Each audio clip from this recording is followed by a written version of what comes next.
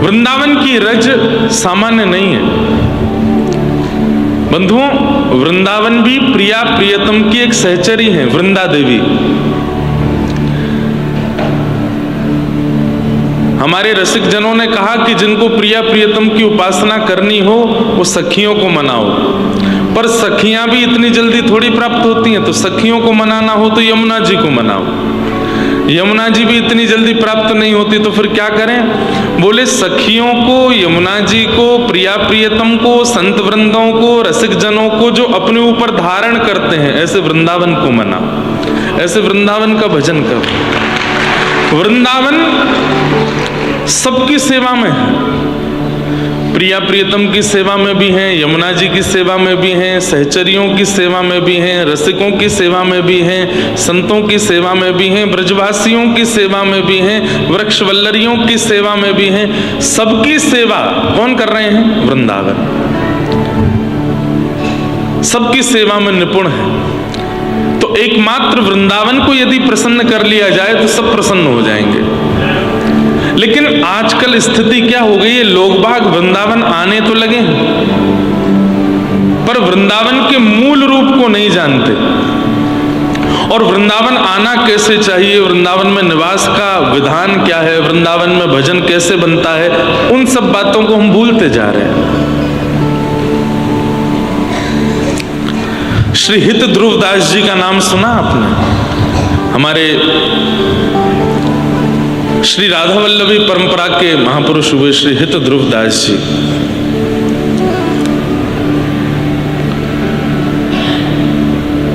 हित ध्रुवदास जी आपको श्रीमन हितरवंश महाप्रभु के ही छोटे पुत्र श्री गोपीनाथ जी से दीक्षा प्राप्त हुई। वे जब वृंदावन आए तो वृंदावन में आकर के भजन करते थे। लेकिन श्री हित ध्रुवदास जी के चरित्र से एक बात सिद्ध होती है कि भजन आपने किया है उसका प्रमाण क्या है कि आप गाने लगोगे, आपके मुख से शब्द प्रकट होने लगेंगे, शब्दावली का प्रादुर्भाव होने लगेगा। ध्यान से सुनिएगा सब लोग। हम नाम जप करते हैं, अपने ठाकुर की सेवा करते हैं, अपनी गुरु कृपा का, गुरु आज्ञा का पालन करते हैं, पर इन सब का प्रमाण क्या कि हमारा भजन बन रहा है या चल रहा है? गायन होने लग जाए, शब्द प्रकट होने लग जाए। अरे गागर जब भरेगी तो छलकने लग जाए। अब कई लोग भजन करते हैं, कई लोगों का नाम जप चलता है, गुरु कृपा से साधना करते हैं, परंतु अपने तक ही रखते हैं, अपना ही कल्याण कर लेते हैं। ना अपनी पत्नी को बदल पाए, ना बच्चों को बदल पाए, ना परिवार को बदल पाए, ना भाई बंधुओं को बदल पाए, ना किसी और जीव पर कृपा कर पाए। भजन तो तब मानो जब आपके भजन से किसी अन्य पर भी उसका असर होने लग जाए, तब समझो कि आप भजन कर रहे हो। क्योंकि गागर भरेगी तो छलकेगी, और छलकेगी तो गागर में जो रस है वो दूसरे को भी प्राप्त होगा। श्री हित ध्रुवदास जी महाराज वृंदावन आ गए, लेकिन वृंदावन आकर के अभी तक वह जो मन का भाव था वो प्रकट नहीं हुआ, छलका नहीं है। और जब मां गर्भवती हो, 9 महीना व्यतीत हो जाए और 9 महीने बाद भी यदि बालक का जन्म ना हो तो मां को प्रसव पीड़ा होने लगती है। ऐसे ही रसिक जनों के चित्त में जब भाव भरते चले जाते हैं, प्रिया प्रियतम का प्रेम भरता चला जाता है, यदि वो प्रस्फुटित ना होगा, वो प्रकट नहीं होगा, तो उन्हें भी पीड़ा होने लगती है। तब उन्होंने क्या किया? वृंदावन के एक सघन वृक्ष के नीचे जाकर के बैठ गए। आज वृंदावन में वृक्ष ही नहीं बचे, तो वृक्षों के नीचे बैठेगा कौन? और जो बचे भी हैं तो उनके नीचे कोई बैठना नहीं चाहता। वृंदावन के वृक्ष को सब गाते हैं इस बात को, मरम न जाने कोई, जहां डाल डाल और पात पात श्री राधे राधे हो। सब कहते हैं इस बात को, लेकिन कितने लोग बैठे देखे आपने पेड़ों के नीचे? कोई नहीं बैठता। वृंदावन में आए तो कभी कभी एकांत किसी सघन वन के नीचे, किसी वृक्ष के नीचे बैठो। बैठे रहूं कुंजन के कोने, श्याम राधिका गाम, किशोरी तोरे चरणन की रज पान। श्री ध्रुवदास जी महाराज बैठ गए एक पेड़ के नीचे, और वृक्ष के नीचे बैठ करके जैसे ही चिंतन करना प्रारंभ किया, चिंतन करते करते करते करते पहले तो शरीर कंपित हुआ, फिर नेत्र पुलकित हुए, और जब हृदय में वह उद्गार भाव हिलोने नेने लगे तो अपने आप शब्दों का निर्माण होता चला गया और निकल पड़ी वाणी, गाने लगे। कहते हैं कि उसी समय श्री प्रिया प्रियतम श्री हितरवंश महाप्रभु के सहित प्रकट हो गए, और प्रकट होकर के श्री ध्रुवदास जी महाराज को दर्शन दिया। प्रिया जी ने कही, कहा बात है, काई को इतनो व्याकुल है रहे हो? बोले, हे श्यामाजू, बस कृपा करो, अपनी कृपा की कोर मुंह पे करो। तब श्री प्रिया जी ने अपने चरण के अंगुष्ठ को उनके सिर पर पधराया और कहा, जो तुम्हारे हृदय को भाव है वो पूर्ण हो। तब श्री ध्रुवदास जी के चित्त की वाणियां प्रकट हुई, शब्द प्रकट हुए, और उन वाणियों को हमारे हित संप्रदाय के सब वैष्णव जन गाते हैं। सहज स्वभाव पढ़्यो नवल किशोरी जो को, मृदुता दयालुता कृपालुता की राशि, न कहूँ नरेश कहीं, भूले हूँ न होत सखी, रहत प्रसन्न सदा, ये मुख हासी। ऐसी सुकुमारी प्यारी, लाल जी के प्राण प्राणी, ऐसी सुकुमारी प्यारी, लाल जी के प्राण प्यारी। हमारी प्रिया जी को कैसा स्वभाव है। मूल बात हम ये कहना चाहते हैं कि आज वृंदावन में भीड़ तो बहुत हो गई है, पर वृंदावन की आवश्यकता कोई नहीं जानता, या वृंदावन की रहनी को कोई नहीं पहचान रहा है। सब गाते हैं बैठी रहूं कुंजन के कने, पर कौन बैठा दिखा है कुंजों के कोने में? कोई भी नहीं। कौन बैठा दिखा है वृक्षों के नीचे? कोई भी नहीं। इसलिए हमने पंचायतन बताए, वृंदावन में आओ तो 5 लोगों को प्रणाम करो। श्री यमुना जी, वृंदावन की रजरानी, वृंदावन के वृक्षवल्लरी, वृंदावन के ब्रजवासी, और श्री गोपेश्वर महादेव।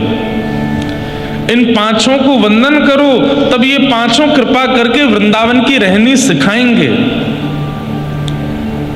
इनकी कृपा से तो वृक्षों को प्रणाम करो। हमारी प्रिया जी कितनी भोली।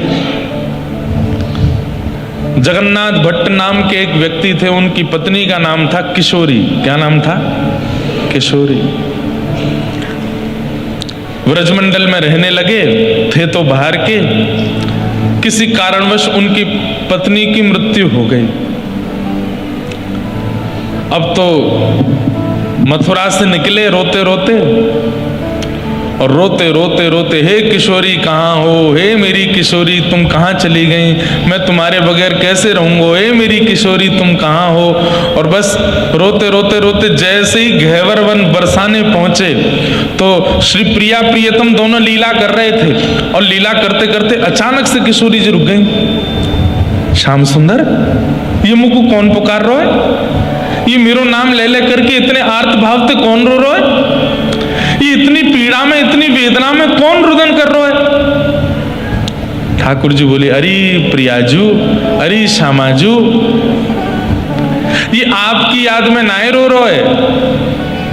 ये एक व्यक्ति है, बाकी घरवारी चली गई है, वाको नाम किशोरी है, वाके काजे रो रो है। श्री प्रिया जी इतनी भावुक हो गई, बोले कि वो भले ही अपने घरवारी के काजे रो रहा हो, पर किशोरी मूल नाम तो मेरो ही है, मूल नाम तो मेरो ही है। और वो जा भाव से रो रहा है, जा वेदना से रो रहा है, मुंह से देखो नहीं जा रहा हो, मुंह से सुनो नहीं जा रहा है।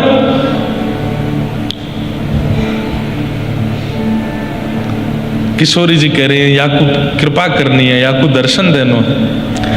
सोचिए, इतनी बोली कोई है, अपनी पत्नी के नाम लेकर के रो रहा है। किशोरी जी प्रकट हो गई सामने, और प्रकट होकर के वहां पर कृपा कर दी, कृपा करके वाको अपनो स्नेह प्रदान कियो, प्रेम प्रदान कियो। सहज स्वभाव पर नवल किशोरी जो को, सहज स्वभाव पर नवल किशोरी जो को, मृदुता दयालुता कृपालुता की राशि, मृदुता दयालुता कृपालुता की राशि। ऐसी कृपा, वो कृपा प्राप्त कैसे होती है? ये वृक्ष ही कृपा करके किशोरी जी से मिलवाएंगे, ये यमुना जी ही कृपा करके किशोरी जी से मिलाएंगी, यहाँ की रजरानी ही कृपा करती है, ये गोपेश्वर महादेव ही कृपा करते हैं। ये प्रवचन उन लोगों के लिए नहीं है जो वृंदावन केवल घूमने आए हैं। वृंदावन घूमने की स्थली बन चुका है। ये उन लोगों के लिए है जो वास्तव में प्रिया प्रियतम का अनुभव करना चाहते हैं, उनके लिए ये बात है।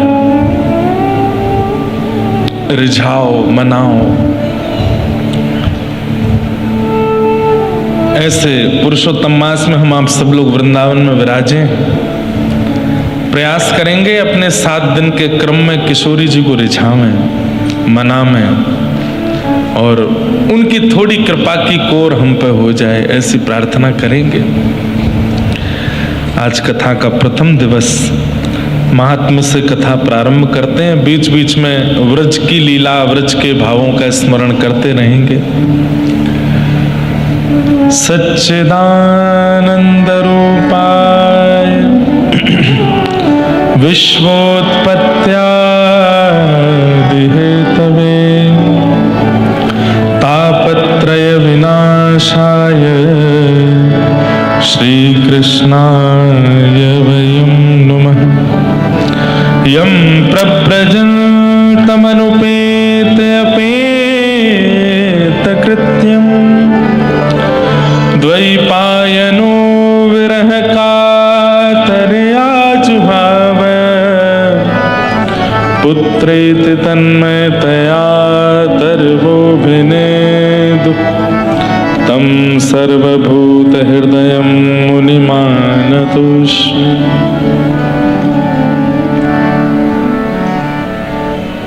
सच्चिदानंद रूपाय। भगवान के 3 रूप हैं, सत्य, चैतन्य और आनंद। बिल्कुल सावधानी से सब लोग सुनो। ठाकुर जी का सत्य स्वरूप क्या है? जो ग्रंथ हम लोग श्रवण कर रहे हैं, भागवत जी, भगवान का सत्य स्वरूप है। भागवत जी का आश्रय लोगे, भगवत गीता का आश्रय लोगे, रामचरितमानस का आश्रय लोगे, महाभारत का आश्रय लोगे, आदि आदि ग्रंथों का आश्रय लेने से क्या होगा? ठाकुर जी के रूप का पता चलता है। इसलिए ये सत्य स्वरूप है। सत्य, चैतन्य और आनंद, इन तीनों रूपों में कौन कौन घटित होता है? ध्यान से सुनो। ग्रंथ भगवान का सत्य स्वरूप है, जिससे भगवान के सत्यात्मकम का बोध होता है। हमारे घर में जो ठाकुर जी विराजमान हैं, लड्डू गोपाल हैं, चाहे गिरधर लाल हैं, चाहे प्रतिमा के रूप में विराजमान है, चाहे चित्रपट के रूप में विराजमान है। ये कौन है? ये चैतन्य रूप है भगवान के। और चैतन्य रूप में एक रूप और कह सकते हैं, हरि जन। हरि के जो जन हैं, हरि के जो भक्त हैं, वे भी चैतन्य रूप हैं भगवान के। भैया पीछे हल्ला मत करो, शांति से सब लोग विराजे रहो, सब लोग बैठ जाओ, बिल्कुल हल्ला नहीं, चुपचाप। कोई आवे जावे उसको आने जाने दो। तो क्या बता रहा था मैं? भगवान के 3 रूप हैं, सत्य, चैतन्य और आनंद। तो भगवान का सत्य स्वरूप क्या है? जो ग्रंथ स्वरूप है, ये भगवान का सत्य स्वरूप है। बिना ग्रंथ अवलोकन किए अब कोई व्यक्ति यदि भजन करता है लेकिन ना तो ग्रंथ पढ़ता है ना सुनता है, उसको भगवान के कभी अधिक रूप, अनेक रूपों का अनुभव नहीं हो पाएगा। केवल भजन में लगे हैं, साधन में लगे हैं, केवल और केवल नाम जप में लगे हैं, लेकिन कभी सत्संग नहीं करेंगे, कभी सदग्रंथों का अवलोकन नहीं करेंगे, तो भगवान की विविध विविध लीला और रूपों का अनुभव नहीं हो पाएगा। इसलिए ये ग्रंथ क्या है? भगवान का सत्य स्वरूप है। इनका अवलोकन करना आवश्यक है।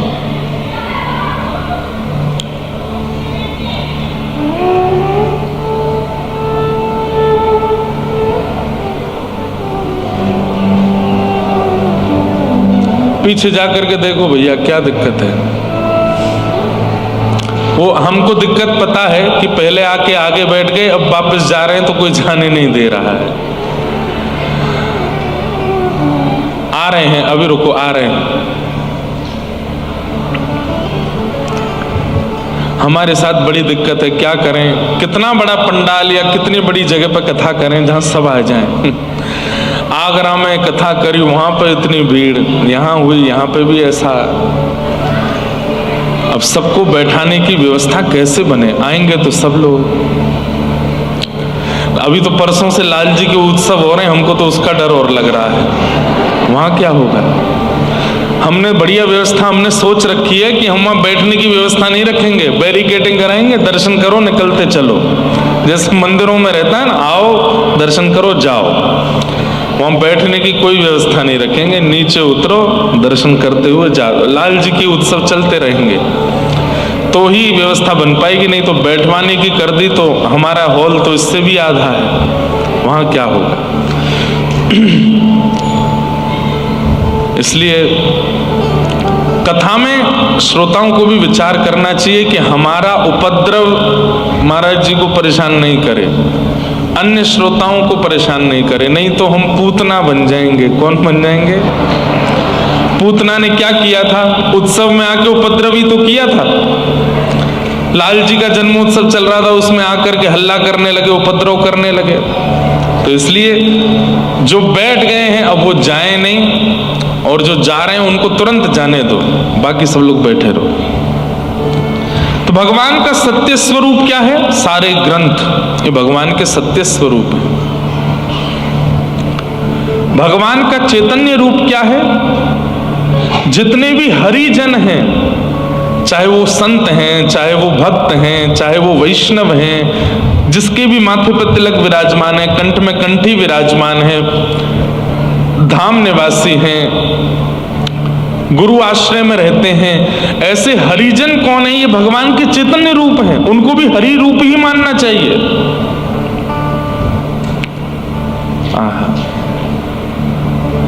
उनको भी हरि स्वरूप ही मानना चाहिए। जैसे आप राजस्थान में हो और कोई वृंदावन से आ जाए तो यही मानना चाहिए कि ठाकुर जी के स्वरूप में आए। कोई लाली आ जाए तो अरे किशोरी जी आई हैं। ठाकुर जी किशोरी जी नहीं मान सकते तो उनके सखा के रूप में मानो, ये ठाकुर जी के कोई सखा आए हैं, ये किशोरी जी की कोई सहचरी आई हैं, कोई सखी आई हैं।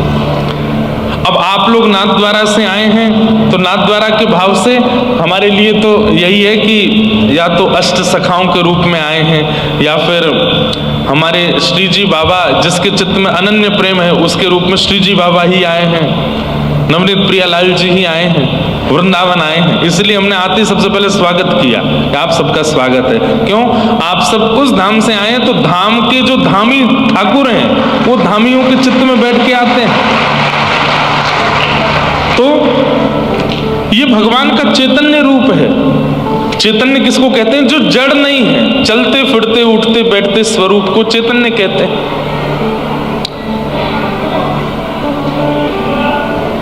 धाम निवासी भगवान के चैतन्य स्वरूप है। हमारे श्री हरिराम व्यास जी हुए वृंदावन में, उनकी दृष्टि तो इतनी अद्भुत थी कि वो व्यक्ति को देखते और उसके गुण के अनुसार भगवान का रूप मान लेते। कोई बहुत क्रोधी दिखता तो उसको प्रणाम करते, जय हो आपके चित्त में परशुराम जी बैठे हैं, परशुराम भगवान बैठे। कोई बहुत सौम्य दिखाई देता, कम बोलने वाला, जय हो राघव जी चटक मटक विराज रहे हो भीतर, ऐसे प्रणाम करते। कोई बहुत क्या कहते हैं ऊधमी, कभी इधर कूदे कभी उधर जावे, कभी किसी को छेड़े कभी किसी को छेड़े, तो हरिराम व्यास जी उसको प्रणाम करते, बाल कृष्ण प्रभु आपकी जय हो, इतना ऊधम कर रहे हो, एक जगह टिक के नहीं बैठ रहे हो। कई लोग होते हैं उनकी हाइट नहीं बढ़ती, छोटे ही रह जाते हैं, उनको कहते जय हो वामन भगवान, नेक्से से हो आपको प्रणाम करें। कोई बहुत ज्यादा कसरत वगैरह करके अपने शरीर वरीर को फुला लेता है, लंबा चौड़ा तगड़ा हो जाता है, ओहो नृसिंह आ रहे हैं, जय हो। रूप गुण के अनुसार हर व्यक्ति में भगवत दर्शन करते थे। कौन? श्री हरिराम व्यास जी महाराज। क्यों? बोले सब चैतन्य स्वरूप हैं भगवान के। मानव का इतना अस्तित्व नहीं कि वो खड़ा हो सके, वो चल सके, वो बोल सके, वो बैठ सके। ये तो ठाकुर जी हैं इसके अंदर, जो इसके अंदर बैठ करके बुलवा रहे हैं, चला रहे हैं, बैठा रहे हैं, सब क्रिया करा रहे हैं। तो हरि जन हरि भक्त ये भगवान के चैतन्य रूप हैं। और तीसरा है आनंद। भगवान का आनंद रूप क्या है? ठाकुर जी का धाम आनंद रूप है। जैसे वृंदावन आनंद रूप है, बरसाना आनंद रूप है, श्री गोवर्धन आनंद रूप है, नाथ द्वारा आनंद रूप है, श्री जगन्नाथपुरी आनंद रूप है, द्वारिका धाम आनंद रूप है, श्री बद्रीनाथ आनंद रूप है। सुख स्वरूप नहीं है, आनंद स्वरूप है। सुख स्वरूप और आनंद स्वरूप में भी अंतर होता है। सुख स्वरूप वो जहां पर व्यवस्थाओं से प्रसन्नता मिलती हो, और आनंद स्वरूप वो जहां पर बिना व्यवस्था के भी प्रसन्न रहते हों। वृंदावन में अगर कोई बहुत बड़ी बड़ी व्यवस्थाएं देख करके खुश रहना चाहता है तो भैया चले जाए यहां से। यहाँ व्यवस्थाएं नहीं, यहाँ तो ऐसे धक्का मुक्का चलता है, ऐसे ही रेला के रेला चलते हैं। अभी आप लोग अगर गिरिराज जी चले गए, आज हमको जाना है गोवर्धन शाम को, अगर अभी आप लोग गिरिराज जी चले गए तो बिना परिश्रम के परिक्रमा लग जाएगी। क्यों? इतनी भीड़ चल रही होगी, सब धक्का दे दे के परिक्रमा लगवा देंगे। तो यहाँ पे व्यवस्था नहीं चाहिए होती, यहाँ तो बिन व्यवस्था के काम हो जाता है। हरिद्वार आदि बड़े बड़े तीर्थों में जाकर के साधन करना पड़ता है, पर वृंदावन के लिए कहते हैं यहाँ पड़े रहो, पड़े रहना भी साधन है। यहां पर सो जाओ तान दुपट्टा तो भी भजन हो रहा है, कुछ मत करो। अब इन सब बातों से ही कई लोग जो है वृंदावन में आके भर गए हैं, कुछ नहीं करते। बोले महाराज जी कहते कुछ मत करो, पड़े रहो। लेकिन वृंदावन के अनुकूल तो बनिए। हमें ऐसा लगता है कि वृंदावन आना ब्रजवास नहीं है, वृंदावन के अनुकूल बनकर के रहना ब्रजवास है। स्कूल आने मात्र से विद्यार्थी कहला जाएगा, लेकिन टॉपर नहीं कहलाता। टॉपर तो तब कहलाया जाएगा जब अनुकूल विद्या को ग्रहण करके और एग्जामिनेशन अच्छे से करे, तब टॉपर कहलाएगा। नहीं तो विद्यार्थी तो बहुत हैं। अरे भैया फोगला आश्रम को कहा करें, अब चौड़ो कर दें, लंबो कर दें, कहां करें, कहां ले जाएं। कल से एक नियम बना देते हैं कि 10 बजे तक जितने लोग आ गए तो अच्छा, उसके बाद किवाड़ बंद कर देंगे।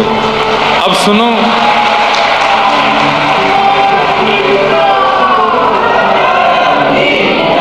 अब दूसरी बात तो सुनो, कल क्या होगा वो सुन लो। सुबह 4 बजे से ही लाइन लग जाएगी। कल एक काम करते हैं, बाहर भी थोड़ी स्क्रीन वगैरह वैसे लग रही होगी कि नहीं पता नहीं मुझे, बाहर लग रही है, बाहर लग रही है। हाँ, तो बाहर भी कूलर वूलर लगवा के बढ़िया व्यवस्था कर देंगे। जो लेट आवे या संख्या यहाँ पर ना बचे तो फिर बाहर बैठ जाएं सब लोग, हैं? वहां पे भी फुल है। चलो कल जमुना जी में कथा करेंगे, वहीं कूद कूद के सुन लो। जमुना जी बढ़िया गहरी है, एक के ऊपर 10-5 लोग बैठ जाना। चलो अच्छा है ये भी, लेकिन उपद्रव मत करो, खूब भीड़ करो, लेकिन इतने ये हल्ला गुल्ला नहीं। और हल्ला गुल्ला पता किनसे होता है? जो आगे बैठ गए, अब उठ के जाते हैं तो उनको जगह नहीं मिल रही बाहर निकलने की, तो हल्ला होता है। बस ये हल्ला नहीं, जो बैठ गए वो बैठे रहो, और जिनको बाहर जाना ही है वो फिर बाहर ही बैठो, बीच से नहीं जाना है। तो भगवान के 3 रूप हैं, सत्य, चैतन्य और आनंद। भगवान का सत्य स्वरूप क्या है? ये सारे ग्रंथ ये भगवान के सत्य रूप हैं, इनका आश्रय लिया कीजिए। एक ग्रंथ को अपने जीवन में उतार लीजिए बंधु। कम से कम मृत्यु आने से पहले कोई एक सदग्रंथ ऐसा हो जो आद्योपांत आपने पढ़ा है, और केवल पढ़ा नहीं है, तत्श्रवणवन प्रपठन विचारण परो, उसको किसी गुरुजनों से सुना भी है, पढ़ा भी, और उस पर मनन चिंतन भी किया है। कम से कम एक ग्रंथ तो ऐसा रखिए। भगवत अनुभव कराते हैं ये सब ग्रंथ, ये सत्य स्वरूप हैं। चैतन्य अपने नेत्रों के आगे दिखने वाले समस्त वैष्णव भक्त वृंदों को नंद नंदन के प्यारे आए मेरे, नंद नंदन के प्यारे। कोई भी वैष्णव दिखाई देता है, कोई भी रसिक दिखाई देता है, कोई भी धाम निवासी दिखाई देता है, या तो नंद नंदन रूप मानो या नंद नंदन के प्रिय रूप मानो और उनको प्रणाम करो। वो चैतन्य रूप है भगवान के। और तीसरा, भगवान का धाम ये आनंद रूप है। अब हम नाथ द्वारा जाते हैं, कितना आनंद आता है वहां पर। सुबह ही सुबह हल्ला होता है, वैष्णवों अब श्री जी के दर्शन खुल गए हैं, चलो सब लोग आते हैं पर दर्शन करते हैं। जल्दी जल्दी दौड़ भाग। वो आरती के समय तो बहुत अच्छा लगता है, ऐसी दौड़ करके माताएं आती हैं भीतर, आकर के ठाकुर जी के, श्री जी के मधुर दर्शन करते हैं। तो धाम क्या है? आनंद रूप है। गिरिराज जी आनंद रूप हैं, जगन्नाथपुरी महाप्रसाद आनंद रूप है, श्री द्वारिका धाम आनंद रूप है। सच्चिदानंद रूपा, ये 3 भगवान के रूप हैं। ग्रंथ, हरिजन और हरिधाम, इन तीनों को जीवन में उतारने का प्रयास कीजिए। इन तीनों का आश्रय समय समय पर लेने का प्रयास कीजिए। यही भगवान के 3 रूप है, सच्चिदानंद रूपाय। विश्वोत्पत्त्यादि हेतवे, विश्व की उत्पत्ति, विश्व का पालन, विश्व का संहार करने वाले, तापत्रय विनाशाय, 3 प्रकार के तापों का नाश करने वाले श्री कृष्णाय वयम नमः। एक बात याद रखिए, कृष्ण भक्त, श्री जी का भक्त, वृंदावन का भक्त यदि संसारी विषय के वजह से रो रहा है तो उसको कृष्ण भक्ति छोड़ देनी चाहिए। कृष्ण प्रेमी कभी संसारी विषय के लिए नहीं रोता है। कृष्ण प्रेमी केवल उनके विरह में रोता है, उनकी याद में रोता है, उनकी स्मृति में रोता है। वो संसार के किसी विषाद के कारण, संसार की कोई दिक्कत के कारण, संसार में होने वाले शारीरिक, मानसिक, बौद्धिक या फिर पारिवारिक कष्टों के कारण कभी नहीं रोता है। क्यों? तापत्रय विनाशाय, ये श्री कृष्ण का गुण है कि उनकी शरण में आने वाले को फिर संसार के ताप सताते नहीं। सताते तो हैं लेकिन वो उनसे परेशान नहीं होता, वो उनसे पीड़ित नहीं होता। उसकी पीड़ा का कारण केवल श्री कृष्ण न मिले ये रहता है और कुछ नहीं। घर में कोई दिक्कत हो गई, कोई बात नहीं, पैसे कम हो गए, कोई बात नहीं, शारीरिक पीड़ा हो गई, कोई बात नहीं, अरे कहां तक है, कोई छोड़ के चला गया, कोई बात नहीं, इनका भगवत नाम गमन हुआ है। इस प्रकार से अपनी समस्त व्यवस्थाओं को स्वीकार करता है। लेकिन रुदन के लिए जब बात आती है तो रुरुदुः स्वस्वरम राजन कृष्ण दर्शन लालसा। रोना केवल, रुदन केवल, विरह केवल, विषाद केवल कृष्ण विरह में हो और किसी काम के लिए नहीं। अगर कोई कृष्ण कृष्ण भजता है, गले में कंठी पहनता है, सिर पर उर्दपुंड लगाता है और रो रहा है, और कारण पूछा गया क्यों रो रहे हैं, कारण क्या बताया, हमारा बेटा हमारी बात नहीं सुनता है इसलिए रो रहे हैं, हमारा धंधा अच्छा नहीं चल रहा है इसलिए रो रहे हैं, हमारे परिवार में ये पीड़ा है इसलिए रो रहे हैं, वो कृष्ण भक्त नहीं हो सकता। या फिर ऐसा कह लें उसने भक्ति की पर ठाकुर जी ने उसको स्वीकार नहीं किया। क्यों?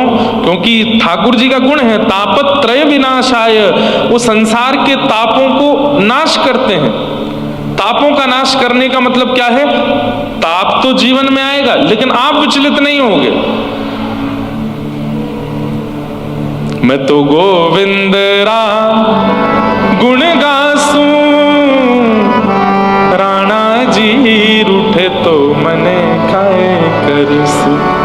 मीराबाई कहती, मीराबाई को कष्ट देने में क्या कमी छोड़ी थी राणा ने, लेकिन मीराबाई से कोई कहता आप फिर भी हंसती रहती हो, बोले कष्ट किसको देता है, शरीर को देता है, और शरीर तो यही शरीर संसार में रह जाना है, मैं तो नित्य मुक्त शुद्ध आत्मा हूं, कृष्ण को आत्मा से प्राप्त कर लूंगी।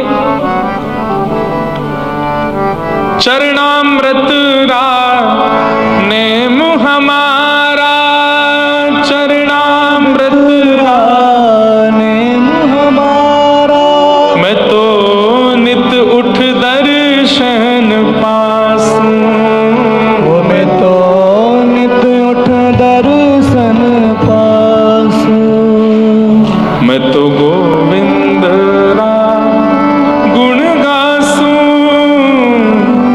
राणा जी रूठे तो मने काए करसूं। मैं तो गोविंद रा गुण गासूं, राणा जी रूठे तो मने काय करेसूं। और मेरी सबसे अच्छी पंक्ति, अब ये राणा कौन है, संसार के विषय जो हमें परेशान करते हैं उनके लिए मीराबाई कह रही है, रूठे तो रूठे, ये परेशान करें तो करें, हम ठाकुर जी का भजन कैसे छोड़ दें। भाई माँ अपने पुत्र से कैसा प्रेम करती है, माँ को बुखार आ जाता है, रात्रि में बुखार आ जाता है, फिर भी पता है सुबह बेटा को स्कूल जाना है तो उठती है, फिर भी रोटी बनाती है, उसका टिफिन लगाती है, सिर दर्द हो रहा है सिर पकड़ के बैठती है, बांध करके अपने पुत्र को तैयार करती है, उसके शूज पॉलिश करेगी, उसके गले में थर्मस लटका देगी, बैग लटकाएगी, उसको स्कूल भेजती है। पत्नी क्या करती है, स्वयं पीड़ा में होगी लेकिन पता है कि पति को आज जाना है तो सब उसकी व्यवस्थाएं करती है। ठाकुर जी के संबंध में फिर हम त्याग क्यों कर देते हैं। आज हम भजन नहीं कर पाए, आज हमारी माला नहीं हो पाई, आज हम सेवा नहीं कर पाए, आज हम धाम नहीं जा पाए, आज हम कथा नहीं सुन पाए, क्यों, पेट में दर्द हो रहा है, सिर में दर्द हो रहा है। ये तो पेट सिर दर्द वो बातें जो मैं मन से कह सकता हूं, और भी संसार के कई विषाद है जो रोकते हैं हमको, और उनसे हम रुक करके ठाकुर जी का त्याग कर देते हैं। नहीं, प्रेमी ऐसा नहीं करते। प्रेमी तो चाहे संसार अपना काम कर रहा है, मेरे कर्म प्रारब्ध अपने काम कर रहे हैं, मैं ठाकुर जी को भजूं, मुझे उसका त्याग नहीं करना है। पैर में कांटा लगे, सिर में चोट लगे, चाहे बारिश आवे, तूफान आवे, आंधी आवे, परिवार विमुख हो जाए, मुझे ठाकुर जी को प्राप्त करना है। अब ये सब मुझे नहीं रोक पाएंगे। अरे कहीं ना कहीं संसार का कोई विषय आ जाता है जिसके कारण आप ठाकुर जी के पास नहीं जा पाते हो, तो आप ठाकुर जी को संकेत कर रहे हो कि आपसे ज्यादा बलवान ये विषय है, इस विषय का ध्यान मुझे पहले देना पड़ेगा, आपका नहीं। हम व्यास मंच पर कथा करने आते हैं, 20 दिक्कतें हमारे साथ में चल रही होती हैं। परिवार का कुछ है, कहीं का कुछ है, कहीं किसी ने कुछ कह दिया, किसी को कुछ बुरा लग गया, किसी ने हमारे बारे में कुछ, कहीं अखबार में कुछ गलत सलत छाप दिया। आगरा में तो पता ही नहीं 7 दिन कितनी न्यूज छपी है। ऐसा कर दिया, यहाँ ये हो गया, यहाँ पर इतने ये कर दिए। आए दिन कितने विषाद। अब उन विषादों का चिंतन करके आऊंगा तो मैं कथा कभी नहीं कर पाऊंगा। सब छोड़ के आता हूं, वो सब अपना काम कर रहे हैं, मैं अपना काम करूं। ठाकुर जी की कथा सुनाना मेरा काम है, मैं सुनाऊंगा। ठाकुर जी का विषय प्रस्तुत करना मेरा काम है, वो मैं करूंगा। और ठाकुर जी को हम ये दिखा देते हैं कि नाथ ये सब पीड़ाएं बड़ी नहीं हैं, आप सबसे बड़े हो, आपका त्याग थोड़ी करेंगे हम।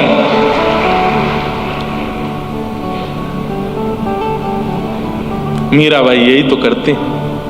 राम नाम जहाज चला श्याम, राम नाम जहाज चला सा, मैं तो भव सागर तर जासूं, मैं तो भव सागर तर जासूं।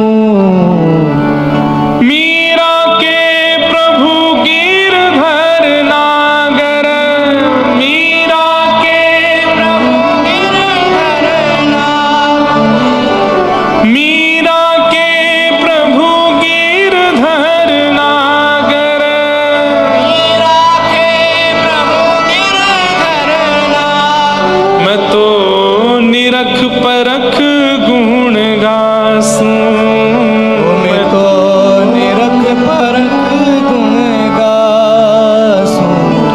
मैं तो गोविंद गुण गासूं।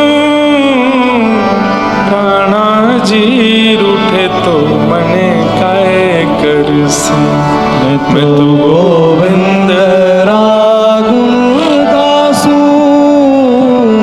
राणा जी रूठे तो मने काय करेसी। तापत्रय विनाशाय। तीन प्रकार के ताप हमारे जीवन में आते हैं, आदि दैविक, आदि भौतिक, आध्यात्मिक।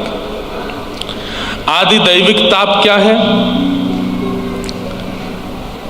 वर्षा से हमारा कोई नुकसान हो गया, मौसम से कोई नुकसान हो गया, गर्मी से नुकसान हो गया, मतलब देव प्रकृति से हमारा कोई नुकसान, वो दैविक ताप। किसी व्यक्ति ने हमको कष्ट दिया, पत्नी ने कष्ट दिया, पति ने कष्ट दिया, बच्चों ने दिया, माता पिता ने दिया, पड़ोसी ने दिया, मित्र ने दिया, अनजानों ने दिया, व्यक्ति के द्वारा दिया गया कष्ट भौतिक ताप है। और आध्यात्मिक ताप, शरीर रुग्ण हो गया, सिर में दर्द हो रहा है, खांसी जुकाम हो गई, बुखार हो गया, या किसी प्रकार की शारीरिक बीमारी हो गई, यह आदि भौतिक ताप है। ये तीन ही ताप हैं संसार में, और इन तीनों तापों का विनाश करना ये श्री कृष्ण का गुण है। इसका मतलब क्या? ताप नहीं रुकेंगे, पर उन तापों का प्रभाव नहीं होगा आपके ऊपर। आएंगे तो सही, पर प्रभाव नहीं होगा। ताप आएंगे तो सही, लेकिन आप परेशान नहीं होगे, आप विचलित नहीं होगे। ये ठाकुर जी का स्वरूप है, स्वभाव है। और यदि फिर भी कोई विचलित हो रहा है तो वो अपना प्रमाण दे रहा है कि मैं कृष्ण भजन नहीं करता हूं, मैं श्री जी का भजन नहीं करता, मैं लाडली जी का भजन नहीं करता, मैं लाल जी का भजन नहीं करता, इसीलिए संसार का विषाद मुझे परेशान कर रहा है। बल्कि मैं ऐसा कह दूं तो कोई अतिशयोक्ति नहीं कि आप वृंदावन चंद के भजन में लग जाओगे तो उसके बाद विषाद और ज्यादा आएंगे, परीक्षण करने के लिए कि विचलित होगे कि नहीं होगे। और विचलित हो गए तो जैसे मटका बनाने वाला एक एक मटके में मार करके देखता है कच्चा है कि पक्का, ऐसे ही ठाकुर जी जैसे देखते हैं कि ओहो नाम जप करने लगा, एकादशी करने लगा, कंठी पहनता है, तिलक धारण करता है, तो फिर ठाकुर जी भी ऐसे मार मार के देखते हैं, पीड़ाएं दे दे करके देखते हैं। और जैसे ही हमारे आंखों से आंसू फूट पड़ते हैं उस पीड़ा के कारण, ठाकुर जी कहते फूट गया, कच्चा है, अभी पक्का नहीं हुआ। लेकिन जब पक्का मटका होता है ना, तो मटका बनाने वाला पहले तो 2 उंगली मारता है, फिर भी नहीं फूटता तो फिर उसमें थप्पी मारता है, फिर भी नहीं फूटता तो फिर उसमें घुसा मारता है, फिर भी नहीं फूटता, सोई उसको लेकर के उसमें सुंदर पवित्र जल भर करके, रस भर करके दूसरों को प्रदान कर देता है। ऐसे ही ठाकुर जी हमारे साथ भी करते हैं। पहले तो इसको हमारे ब्रज में कहते हैं टंटोला। क्या बोलते हैं? ऐसे टंटोला मारते हैं ना बच्चों के, टंटोला ही बोलते हैं। और कुछ बोलते हैं? क्या बोलते हैं इसको? टंटोला है? टंटोला बोलते हैं ना, हमारे यहाँ ब्रज में टंटोला ही बोलते हैं इसको। तो पहले ठाकुर जी टंटोला मार के देखते हैं। आपके यहाँ कुछ और बोलते हैं? टोला? आपके यहाँ टोला, हमारे यहाँ टंटोला। ब्रजवासी हैं भाई, एक शब्द ज्यादा बोलेंगे। टंटोला। तो पहले ठाकुर जी टंटोला मारते, नहीं फूटे तो ठाकुर जी कहते हैं अब थप्पी मारो। थप्पी मारते, तब भी नहीं फूटे तो फिर ठाकुर जी घूंसा मारते हैं, गुलचा। इसको गुलचा बोलते हैं हमारे यहाँ, गुलचा मारते हैं। या के गालन गुलचा मारो री, होरी में गाते हैं, या के गालन गुलचा मारो। और फिर भी नहीं फूटता है, तब ठाकुर जी कहते हैं ये मेरो परम भक्त है, अब याकू रस से ओतप्रोत कर दो। और ओतप्रोत करके कहां करो? बोले श्री जी की शरण में पहुंचाए तो, श्री जी की शरणागति कराए तो।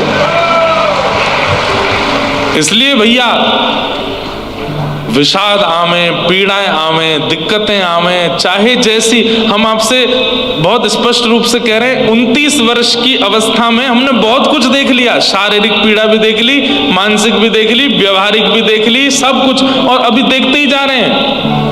पर ठाकुर जी की बहुत बड़ी कृपा, नजर नहीं लगे किसी की कि हमको ज्यादा कोई विचलित कर नहीं पाता है। और हम ये बात इसलिए बता रहे हैं कि हम ठाकुर जी को बता रहे हैं कि नाथ आपसे बड़ा कुछ नहीं है, चाहे दुनिया कुछ कर ले, ऐसे ही आप भी करो। चाहे पारिवारिक पीड़ा आवे, चाहे मैत्रिक पीड़ा आवे, चाहे सार्वजनिक पीड़ा आवे, चाहे शारीरिक पीड़ा आवे, ठाकुर जी कहो नाथ ये अपना काम कर रहे हैं, मैं अपना काम करूं, आपको भजना मेरा काम, मैं तो आपका भजन करूंगा, मैं तो आपको ध्याऊंगा।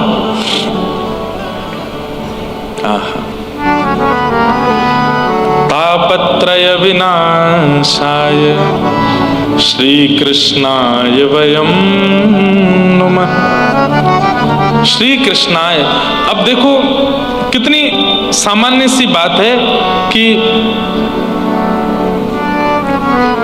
अर्जुन के सामने पूरी महाभारत की सेना खड़ी है, कौरवों की, और सब धनुष बाण ले लेकर के तान के अर्जुन को मारने के लिए खड़े हैं। उस समय अर्जुन चाहता, पहले यही हुआ कि धनुष बाण छोड़ दिए, मैं युद्ध नहीं करूंगा। भगवान ने फिर कहा कि अरे कायरों जैसी बात मत कर, धनुष बाण उठा, युद्ध कर। लेकिन उस समय अर्जुन चाहता तो भगवान से कह सकता था कि नाथ ऐसा कुछ करो कि युद्ध करना ना पड़े और सब समाधान हो जाए। आप परमात्मा हो, भगवान हो, आपकी इच्छा से सब संभव है। लेकिन अर्जुन ने ऐसा कहा तो होगा, लेकिन ठाकुर जी ने मना किया, ना तुम युद्ध करो, युद्ध तुम्हें करना पड़ेगा। और भगवान ने पूरे 18 दिन तक युद्ध करवाया अर्जुन से, एक एक जगह पसीना एक करवा दिए, उसको चाह करके भी चुटकियों में निकाल दिया हो, ऐसा नहीं किया, युद्ध करवाया।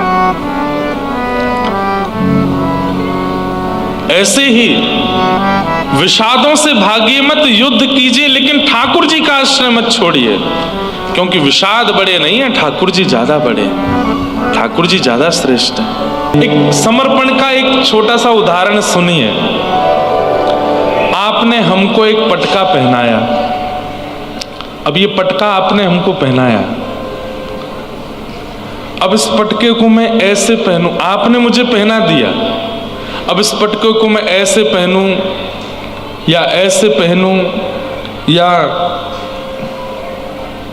ऐसे पहनूं, इसमें मेरी इच्छा है ना। अरे कहां तक कहें, मैं इससे कपड़ा पोंछ, कोई गीला बस सामान हो गया उसको पोंछ दूं, अपनी गाड़ी साफ कर दूं, इसको बिछा के बैठ जाऊं, इसमें किसका अधिकार है? मेरा अधिकार है ना। आप फिर मुझसे कह नहीं सकते महाराज इस पटके को ऐसे मत रखो, ऐसा आपने दे दिया, अभी मेरी जिम्मेवारी, मैं जैसे चाहूं वैसे इस पटके को धारण कर सकता हूं। और कहां तक कहूं, मैं चाहूं तो किसी और को भी पहना सकता हूं, आप मुझे रोक नहीं सकते, क्योंकि इस पर पूर्ण अधिकार मेरा है। मैं चाहूं तो इसके एक एक रेशे को निकाल करके इसको उधार दूं। ऐसा ही समर्पण होता है कि नाथ अब हम आपकी शरण में आ गए, अब आप जैसे चाहे, जो आपकी इच्छा हो हमारे साथ आप कर सकते हो। हम आपको बिल्कुल, श्री पंडित जी महाराज की मैं ये बात कभी कभी कथा में कहता हूँ। पंडित श्री महाराज से हमारे गया प्रसाद जी महाराज कहते थे, बोले भैया हम सब ठाकुर जी के खिलौना हैं, ठाकुर जी हमारे खिलाड़ी हैं। अब खिलाड़ी खिलौना ते कैसे भी खेले, वह खिलाड़ी की इच्छा। ठाकुर जी से बस एक ही प्रार्थना करनी चाहिए, नाथ आप चाहे हमारी गर्दन मोड़ो, चाहे हमारे हाथ तोड़ो, चाहे हमारे पैर खींचो, पर याद रहे खिलौना मुझे ही रखना, बदल मत देना, किसी और के प्रति रीझ मत जाना, सदा मैं ही रहूं। ये समर्पण है। अब हम कहते तो हर कथा में हैं, लेकिन समझ में कितनों को आता है ये तो भगवान जाने, समझ में कितनों को आता है ये तो हरि जाने। पर यही समर्पण है, इसी को समर्पण का स्वरूप कहा जाता है।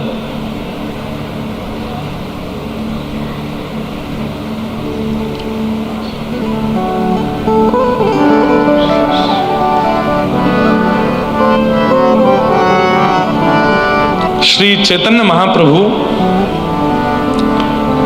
शिक्षाष्टकम का उपदेश करते हैं, और शिक्षाष्टकम का एक अंतिम श्लोक मुझे बहुत प्रिय लगता है। क्या कहते हैं?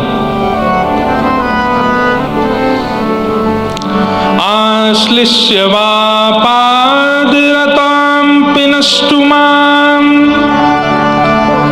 दर्शनान् मर्महतां करोतु वा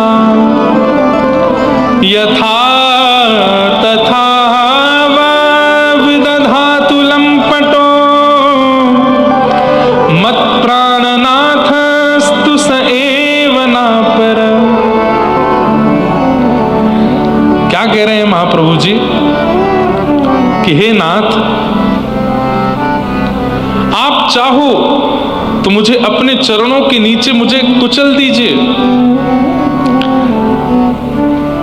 हे नाथ, आप चाहें तो अपने चरणों के नीचे मुझे कुचल दीजिए, आप चाहें तो मुझे मिलिए चाहे बिल्कुल मत मिलिए, आप जैसा चाहें मेरे साथ व्यवहार कीजिए, पर एक बात याद रखिएगा कि मेरे प्राणनाथ, मेरे जीवननाथ सदा आप रहोगे, आपके अलावा कोई नहीं रहेगा। आप चाहे जैसे करो मेरे साथ। शिक्षाष्टकम का अंतिम श्लोक है ये, महाप्रभु जी कहते हैं, बहुत सुंदर। ऐसा समर्पण। तो तापत्रय विनाशाय, इस पर हम चर्चा कर रहे थे कि भगवान की शरण में आने वाले के जीवन में ताप नहीं आते, ऐसा नहीं, आते हैं, पर उसके ऊपर असर नहीं होता।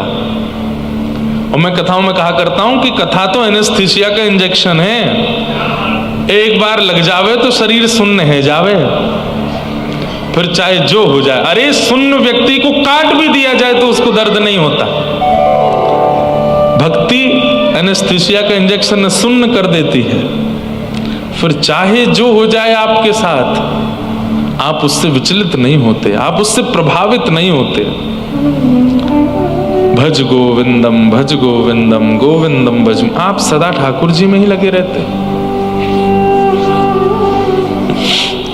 तो ऐसे तापत्रय, ये भगवान का गुण है। मैं इस बात पर इसलिए बहुत ज्यादा जोर दे रहा हूं कि आप सब कृष्ण भक्त हैं, आप सब किशोरी जी के दास हो, तो याद रहे उनकी हल्की मत कर देना इतनी कि जरा सी कोई पीड़ा आई, रोने लगे, फिलफिलाने लगे, चिल्लाने लगे, अरे राम राम ये क्या हो गया हमारे जीवन में। किशोरी जी और ठाकुर जी की शरणागति ली है तो फिर संसार के विषादों से परेशान मत होना। श्री कृष्णाय वयम नमः, ऐसे श्री कृष्ण को हम बारंबार प्रणाम करते हैं।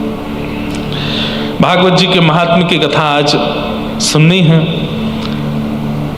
88,000 सौनकादि ऋषियों ने सूत जी महाराज से प्रश्न किया कि इस कलिकाल में अपने कल्याण का सर्वश्रेष्ठ साधन क्या है। बंधुओं, इस कलिकाल में श्रीमद् भागवत का श्रवण और निरंतर श्रवण ही एकमात्र ऐसा साधन है जिससे मानव का कल्याण हो सकता है। निरंतर श्रवण करते रहिए, सुनते रहिए, सत्संग करते रहिए। कलिकाल में तप करने की विधा नहीं है, कलिकाल में बहुत ज्यादा साधन करने की विधा नहीं है, कलिकाल में बहुत ज्यादा यज्ञ करने की भी विधा नहीं है। थोड़े बहुत कभी कभी करो। कलिकाल में एक ही विधा है, कुल क्या? नाम जप करो और कथा सुनो, बस इसी से कल्याण हो जाना है। इससे ज्यादा श्रम करने की आवश्यकता नहीं। सौनकादि ऋषियों ने पूछा, महाराज इस कथा की थोड़ी महिमा हमें बताओ, भागवत की थोड़ी महिमा बताओ। तब सूत जी महाराज बोले, 88,000 सौनकादि ऋषियों से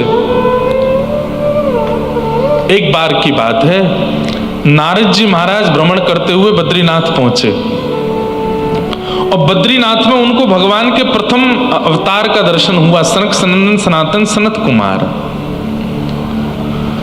सनत कुमारों ने नारद जी को देख करके कहा, कथम ब्रह्मन दीन मुखम कुतश्चिंता तुरो भगवान, इतने आप चिंता में क्यों लग रहे हो, क्या बात है?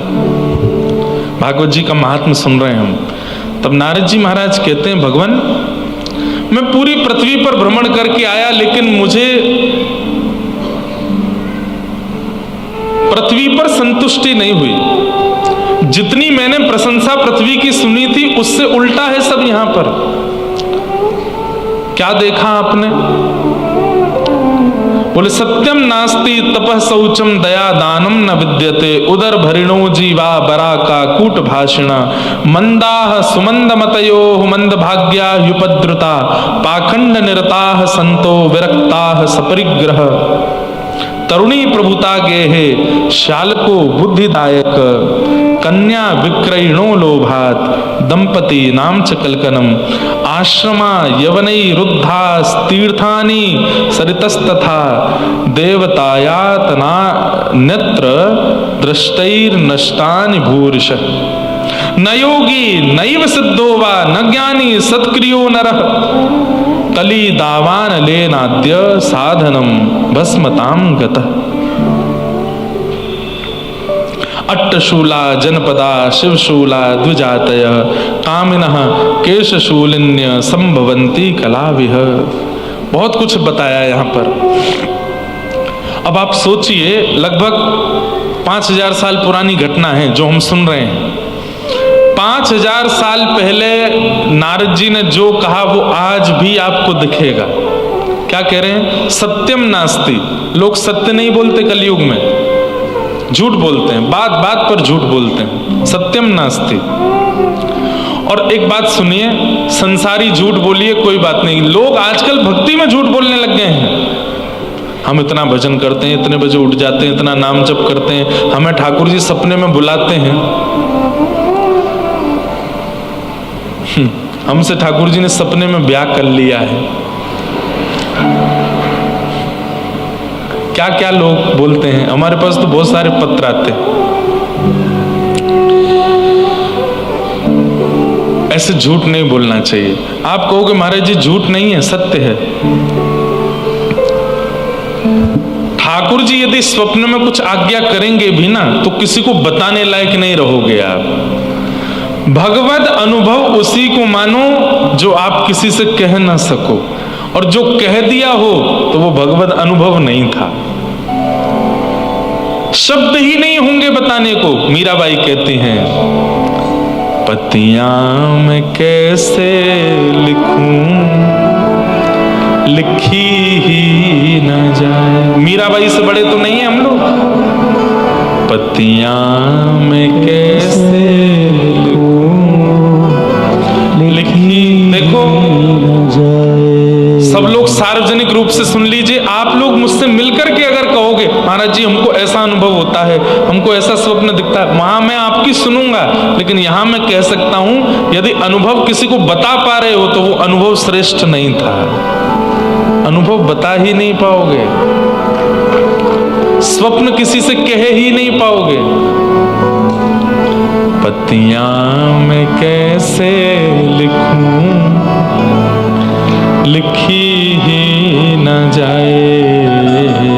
पत्तियां मैं कैसे लिखूं, लिखी ही न जाए रे। कलम धरत मेरो कर कांपत है, कलम धरत मेरो कर कांपत है। कलम धरत मेरो कर कांपत है।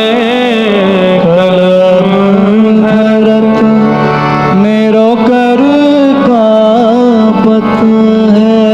नैन रहे हैं भराए, ओ नैन रहे हैं धराए। पत्तियां मैं कैसे लिखूं, लिखी ही न जाए। पत्तियां मैं कैसे लिखूं, अच्छा, मीराबाई का एक स्वभाव था। न जाए। मीराबाई जब ब्याह करके मेवाड़ चली गई और मेवाड़ से वापस मेड़ता आ गई, पति के चले जाने के बाद, ससुर जी के चले जाने के बाद, वहां देवर ननद इन सबके द्वारा बहुत ज्यादा प्रताड़ना करने के बाद जब वापस मेड़ता आ गई, तो मेड़ता में आकर के मीराबाई का एक स्वरूप बन गया। वृंदावन की ओर देखती रहती थी, जिस दिशा में वृंदावन है वहीं देखती रहती थी। किसी ने कहा कि तुम पत्र लिख दो, हम ले जाते हैं अपने साथ। तब मीराबाई ये पद गाती हैं कि मैं पद नहीं लिख पाती, क्यों? कलम धरत मेरो कर कांपत है। और थोड़ा बहुत कुछ लिख भी देती हूं तो इतने आंसू निकलते हैं कि सब बह जाता है। तो वृंदावन जा रहा है कोई, अगर कोई ऐसा कह देता था कि मैं वृंदावन जा रहा हूं, तो मीराबाई उसको उसके नाम से नहीं बुलाती थी, उसको एक ही नाम बोलती थी, क्या? उद्धव। वृंदावन जाने वाला कोई भी हो, मेड़ता मेवाड़ से जो भी वृंदावन जाता था, मीराबाई उसको उद्धव कहती थी। अच्छा, तुम उद्धव हो। 5000 साल पहले कृष्ण का संदेश लेके उद्धव किशोरी जी के पास गए थे, तुम आज के उद्धव हो, मीरा का संदेश लेके कृष्ण के पास जाओगे? तो लिख के दे दो। लिख तो पाती नहीं हूं, तो फिर क्या करें? हमारी विपत उद्धव देख जाते, हमारी विपत उद्धव देख जाके। एक काम कर लो ना। बोले क्या? मैं पत्र तो नहीं लिख पा रही हूं, मेरी जो स्थिति है तुम देख लो, और मेरी जो परिस्थिति है वो तुम देख लो, और कहियो हरि जो सो जाए, ओ कहियो हरि जो सो जाए। अब देखो कितनी सामान्य बात कि मैं अपनी स्थिति बता नहीं सकती, क्योंकि उसके लिए शब्द नहीं है। जो बता पा रहे हैं इसका मतलब उनकी स्थिति बनी नहीं है। मीराबाई कह रही तुम देख लो, और तुमको जो समझ में आ रहा हो मुझको देख करके वो हरि जी के जाकर के कह देना। हमारी विपत्ति उद्धव तुम देखे, हमारी विपत्ति उद्धव तुम देखे। अब कहियो हरि जो सो जाए, ओ कहियो हरि जी सो जाए। पत्तियां मैं कैसे लिखूं, लिखी ही न जाए। पत्तियां मैं कैसे लिखूं, लिखी ही न जाए। मीरा के प्रभु गिरधर नागर, मीरा के प्रभु गिरधर नागर। बस एक बात मेरी तरफ से कह देना। क्या? मैं और तो कुछ ज्यादा नहीं बता सकती, बस एक बात मेरी तरफ से कह देना, मीरा के प्रभु गिरधर नागर, मीरा के प्रभु गिरधर नागर, चरण कमल रहाए हो, चरण कमल रहाए। मेरी स्थिति चाहे जैसी हो, मैं चाहे रो रही हूं, चाहे बिलक रही हूं, चाहे प्राण त्यागने की स्थिति में आ गई हूं, तुमको जो लगता है मेरी परिस्थिति बता देना उनको, लेकिन मेरी तरफ से एक बात कह देना कि चरण कमल की छाया सदा मुझ पर रखें, कभी अपने चरणों से दूर ना रखें। भले ही मुझे रोता बिलकता तड़पता हुआ छोड़ दें, पर सदा उनकी याद में ही रहूं, ऐसी मेरी बात बस एक कह देना। पतियां मैं कैसे लिखूं, लिखी ही न जाए, पतियां मैं कैसे लिखूं, लिखी न जाए। तो फिर हम कैसे बता सकते हैं कि हमें क्या अनुभव होता है? हमारे स्वप्न में, हमारे साक्षात्कार में ठाकुर जी क्या लीला करते हैं, यदि आप ये बता पा रहे हो तो इसका मतलब अनुभव होता नहीं है, ये आपके मन की भ्रांति है, क्योंकि अनुभव होने के बाद बताने लायक रहोगे नहीं। और एक बात बोलूं बंधुओं, जिस वस्तु का प्रचार करने की इच्छा हो जाए, समझ जाना उस वस्तु से प्रेम कम है, और जिस वस्तु को छुपा लिया जाए, गुप्त रखा जाए, समझो कि वो वस्तु बहुत बहुमूल्य है। आजकल भक्ति में प्रचार आ गया है बहुत ज्यादा, नहीं, छुपाइए। हम वो अनुभव बताते हैं अपने कथा में जो आपके चित्त में विश्वास प्रकट करें। सारे अनुभव नहीं बताते यहां से, और नहीं बताने भी नहीं चाहिए। रस बतावे से रस घटे, ये नियम है, और रस छुपावे से रस बढ़े। जितना बचाओगे, जितना छुपाओगे उतना बढ़ेगा, जितना बताओगे उतना घटेगा। इसलिए उसको गोपनीय करो, उसको गुप्त रखो, उसको प्रकट मत कर दो सबके सामने, एकांत में रहो। अरे कुछ तो रखिए अपना, जो केवल आपको पता है और किसी को नहीं पता, जो केवल आपको पता है। सोशल मीडिया के जमाने में सब बताने का मन होता है हमारा। आज फ्रैक्चर हो गया, अभी प्लास्टर लगवा के आए हैं, आज मैंने नींबू पानी बना के पिया, नींबू ऐसे निकाला क्या करना है? इन्फ्लुएंसर्स, ब्लॉगर्स सब बहुत अच्छे होते हैं, अच्छा है, कभी कभी हमको भी दिखते हैं, अच्छा लगता है, लेकिन कुछ तो ऐसा रखो जो केवल आपको पता हो और किसी को नहीं। अच्छा, आप कहोगे हैं महाराज जी, क्या हमारे अवगुण ये किसी को नहीं पता, ये हमको ही पता है। ये हमको ही पता है कि हम हफ्ता में 3 ही दिन नहाते हैं बाकी के 4 दिन नहाते नहीं हैं, बस फुसफुस लगा के घूमते हैं कुछ ऐसे प्रेम अनुभव, अब अनुभव होंगे तो गोपनीय रखे जाएंगे ना, होते ही नहीं है। लेकिन अगर होते हैं तो उनको ज्यादा प्रकाशित मत करो।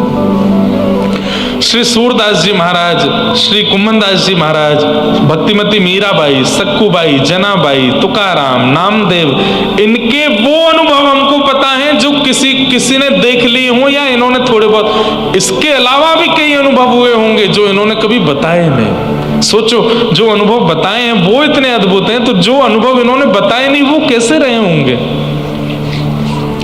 इसलिए थोड़ा गोपनीय रखो, छुपाओ मत बताओ। तो मैं क्या बता रहा था, पृथ्वी कैसी? सत्यम नास्ति, सत्य नहीं बोलते, झूठ बोलते हैं। अच्छा, संसार में झूठ बोले तो ठीक, भक्ति में झूठ बोलते हैं। सत्यम नास्ति, शौचम नास्ति, पवित्रता नहीं है। सत्यम नास्ति, शौचम नास्ति, तपह नास्ति, भजन भी नहीं है। और भजन है भी तो केवल लोगों को बताने दिखाने के लिए है। सत्यम नास्ति, शौचम नास्ति, तपह नास्ति, और दया नास्ति, दया नहीं है, आडंबर है उसका भी। दानम नास्ति, दान भी नहीं करते हैं। किस लिए जी रहे हैं? बोले उदर भरिणो जीवा, केवल पेट भरना है। पूरे दिन केवल एक ही उद्देश्य रहता है हमारा, सुबह उठ करके फिर पेट भर लो, थोड़ी देर कुछ काम करके फिर पेट भर लो, रात में सोने से पहले फिर पेट भर लो। पेट भरने के लिए ही जी रहे हैं हम लोग। उदर भरिणो जीवा। और आगे क्या कहते हैं? मंदा सुमंद मतयो मंद भाग्या युपद्रुता। मंद बुद्धि है हम लोगों की। सब लोग ध्यान से सुनिए, शांति का परिचय देके सुनो। मंद बुद्धि है हम लोगों की। मंद बुद्धि का मतलब क्या है? तंबाकू के ऊपर लिखा रहता है कि मुझे खाने से कैंसर हो जाएगा, फिर भी सबसे ज्यादा खाते हैं लोग। ये मंद बुद्धि नहीं है तो क्या है? अरे भाई, कहीं लिखा है कि डेंजर, मेरा स्पर्श मत करना नहीं तो 440 वोल्ट से चिपका दूंगा, फिर भी आदमी छूने जावे। मंद बुद्धि है कि नहीं है? लेकिन 440 वोल्ट को नहीं छूने जा रहा है, धीमे धीमे जो करंट लग रहा है उसको रोज खा रहे हैं। आज बोलना नहीं चाहिए मुझे, लेकिन देश की इकोनॉमी किससे चल रही है? जिससे मानव मर रहा है, तंबाकू। तंबाकू से चल रही है, मदिरा से चल रही है, मदिरा पान करते हैं।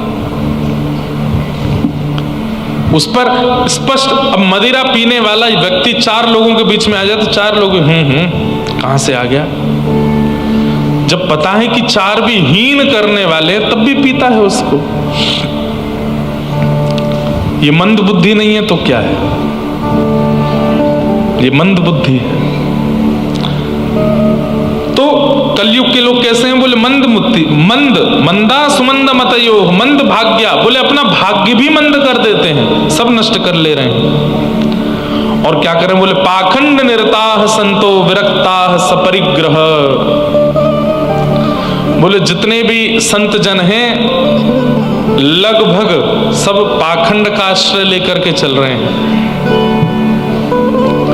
भक्ति का मार्ग इसलिए चुन लिया गया है क्योंकि यहां पर पॉपुलैरिटी बहुत आसानी से मिल जाती है। भक्ति का मार्ग इसलिए चुन लिया गया है क्योंकि यहां पर सहज ही लोग आपसे जुड़ जाते हैं। पाखंड, पाखंड निरता संतो विरक्ता सपरिग्रह। और क्या लिखा है? तरुणी प्रभुता के है शाल को बुद्धिदायक। इस बात को सुन के कई लोगों को मिर्च लग सकती है।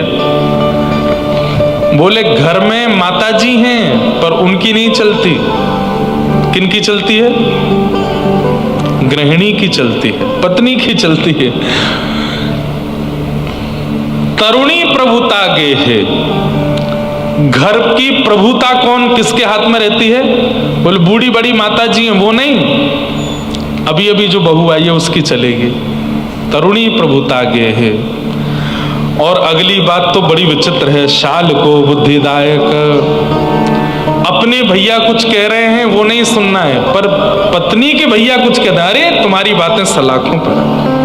पत्नी के भैया ने कहा, साले साहब कह रहे हैं, इसको कैसे नहीं मानेंगे? एक रोचक कथा सुनाऊं। हमारे जगन्नाथपुरी के पूज्य श्री जीयर स्वामी श्री गणध्वजाचार्य जी गुरुदेव भगवान, हमारे दादा गुरुदेव, उनसे किसी ने पूछा कि जगन्नाथ जी के मंदिर के ध्वज में सूर्य और चंद्र क्यों हैं? तब उन्होंने कहा, बोले सूर्य तो इसलिए क्योंकि सूर्य सबको प्रकाशित करता है और प्रकाश को ध्वजा में रखना चाहिए। जो अंधकार को दूर करे उसको ध्वजा में विराजमान करना चाहिए। बोले चंद्रमा क्यों है? और चंद्रमा भी आप जगन्नाथ जी की ध्वजा जी में देखेंगे पूर्ण चंद्रमा नहीं है, चौथ के चंद्रमा। तो बोले चंद्रमा क्यों है? तब गुरुजी हंस करके विनोद में बोलते हैं, बोले भगवान के साले साहब हैं। तो क्यों? लक्ष्मी जी कहां से प्रकट होती हैं? समुद्र से। और चंद्रमा कहाँ से प्रकट होते हैं? समुद्र से। इस नाते से चंद्रमा जो है ये लक्ष्मी जी के भैया हैं, और इनको भगवान ध्वजा में इसलिए धारण करते हैं, कई बार भक्तों पर कृपा करने के लिए बिन बताए जगन्नाथ जी चले जाते हैं, और जब लौट करके आते हैं लक्ष्मी जी थाड़ी रहती हैं गुस्से में, और जैसे ही जगन्नाथ जी पर क्रोध करते हैं तो जगन्नाथ जी अब रीजन बतावें तो और ज्यादा घाटा, ये बतावें कहाँ गया था, क्यों गया था, तो बहुत ज्यादा, और जल्दी बात कैसे सिमटाई जाए, तो जगन्नाथ जी ऊपर देखते हैं, तो लक्ष्मी जी कहती हैं ऊपर क्या देख रहे हो, नीचे देखो, मैं सामने खड़ी हूं, ऊपर क्या देख रहे हो? बोले आप भी देखो। तो लक्ष्मी जी ऊपर देख, अरे भैया तुम ऊपर बैठे हो। तब जगन्नाथ जी कहते हैं हाँ, ऐसे कोई जीजा होंगे जो साले को सिर पर बैठाते हों? अरे नहीं, आप तो बड़े सरल हैं, आप तो बड़े प्रेमी हैं, आप जहां जाना चाहें जा सकते हैं, आपसे मुझको कोई बैर नहीं है, मैं तो आपसे बहुत प्रेम करती हूँ, इसलिए ठाकुर जी साले साहब को सर पर बैठा के रखते हैं ताकि लक्ष्मी जी शांत रहें। कभी गुस्सा करते हैं ठाकुर जी यूं ही देखते हैं, और कभी ज्यादा गुस्सा हो जाती है तो ठाकुर जी कहते हैं ठीक है ध्वजा जी में सूर्य ही अकेले बढ़िया है, चंद्रमा को निकाल दे। नहीं नहीं नहीं नहीं, हम कुछ नहीं कहेंगे, उनको बैठे रहने दो ऊपर। मतलब भ्रातृ प्रेम। एक विनोद में ऐसे महाराज जी सुना रहे थे, तो शाल को बुद्धिदायक, घर में भाई हैं, बड़े भाई हैं, पर उनकी नहीं सुननी है। पत्नी के भैया कहते हैं जीजा जी ऐसा, जो आज्ञा करेंगे। शाल को बुद्धिदायक।